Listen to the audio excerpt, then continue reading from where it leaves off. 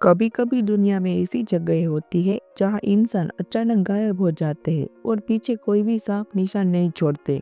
न वहाँ किसी चीख की आवाज सुनाई देती है, न खून मिलता है और न ही कोई ऐसा गवाह होता है जो सच बता सके।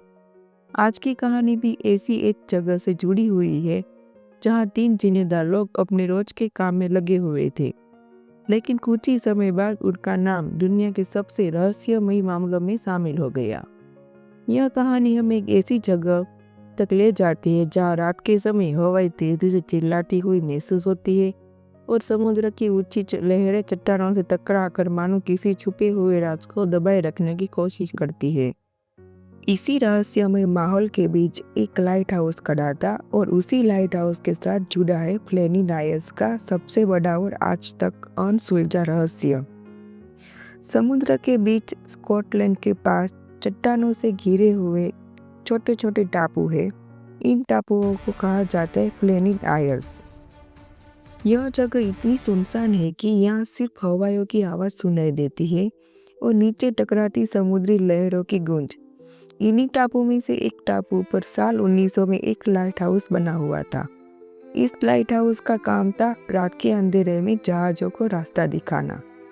इस लाइट हाउस में उस समय 3 आदमी काम कर रहे थे। उनका काम बहुत जिम्मेदारी वाला था, क्योंकि अगर लाइट हाउस की लाइट बंद हो जाए तो जहाज चट्टानों से टकरा सकते हैं। इन तीनों के नाम थे जेम्स डुकाट, थॉमस मार्शल और डोनाल्ड मैकआर्थर।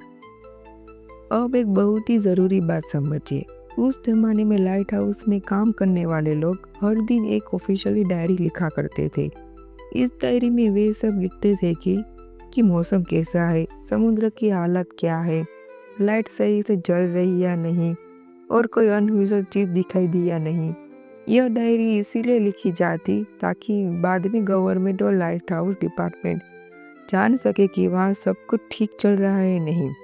सब कुछ नॉर्मल चल रहा था। हर रात लाइट जलती थी, डायरी में एंट्री होती थी और जहाज सुरक्षित निकल जाते थे।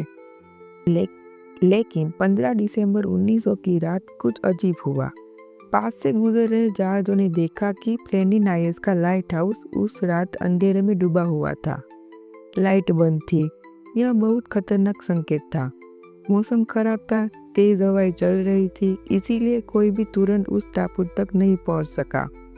आखिरकार 21 दिसंबर को एक सप्लाई शिप वहां पहुंची, जो लाइट हाउस के लिए खाना और सामान लेकर आए थे। जैसे ही जहाज पास आया, कप्तान ने नोटिस किया कि लाइट हाउस के बाहर कोई भी खड़ा नहीं है। आमतौर पर ऐसा नहीं होता था। लोग बाहर आकर हाथ हिलाते थे और या कोई संकेत देते थे, लेकिन यह पूरी तरह से खामोशी थी। जहाज से एक आदमी नीचे उतरा। उसका नाम था जोसेफ मोरे। वह धीरे धीरे लाइट हाउस की ओर बढ़ा और मेन डोर तक पहुंचा। दरवाजा बंद था, लेकिन उसमें कोई ताला नहीं था। जब उसने दरवाजा खोला तो उसके सामने एक अजीब दृश्य था। पूरे लाइट हाउस में कोई भी इंसान मौजूद नहीं था। अंदर सब कुछ बिल्कुल सामान्य लग रहा था।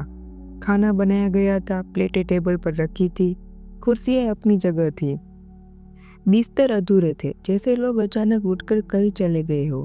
और सबसे अजीब बात, एक आदमी का मोटा कोट अब भी अंदर टंगा हुआ था। इतनी ठंडी जगह पर कोई इंसान बिना कोट के बाहर क्यों जाएगा? जोसेफ को समझ नहीं आ रहा था कि आखिर यहाँ हुआ क्या। फिर उसकी नज़र लाइट हाउस की डायरी पर पड़ी। उसने डायरी खोली और आखिरी कुछ पन्ने पढ़े। 12 दिसंबर की एंट्री में लिखा था कि समुद्र बहुत उभरा है और तेज हवा चल रही है। 13 दिसंबर की एंट्री में लिखा था कि ऐसा भयानक तूफान उन्होंने पहले कभी नहीं देखा और थॉमस बहुत घबराया हुआ है। 14 दिसंबर की आखिरी एंट्री में लिखा था कि वे तीनों लोग भगवान से प्रार्थना कर रहे हैं। लेकिन जब बाद में मौसम के ऑफिशियली रिकॉर्ड्स देखे गए तो पता चला कि उन दिनों वहाँ कोई बड़ा तूफान था ही नहीं। आसमान शांत था। तो फिर डायरी में इतना डर क्यों लिखा गया? सबूत यही बताते हैं कि तीनों लोग पहले लाइट हाउस के अंदर ही थे, लेकिन किसी वजह से उन्हें अचानक बाहर जाना पड़ा। लाइट हाउस के बाहर एक स्टोरेज एरिया था, जहाँ रस्सियाँ और दूसरा सामान रखा जाता था। शायद समुद्र की लहरें असामान्य रूप से ऊपर तक आ रही थी या कोई जरूरी सामान ढीला हो गया था।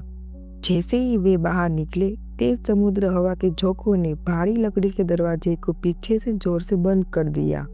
दरवाज़ा बंद था लेकिन लॉक नहीं था। समुद्र के किनारे खड़े तीनों लोग शायद यह समझ ही नहीं पाए कि अगली लहर कितनी खतरनाक होने वाली है। कुछ ही पलों में एक बहुत ऊंची और ताकतवर लहर आई और तीनों को समुद्र में खींच ले गई।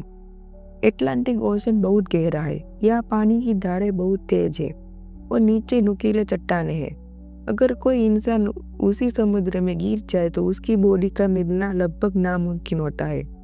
इसीलिए आज तक तीनों की बॉडी नहीं मिली।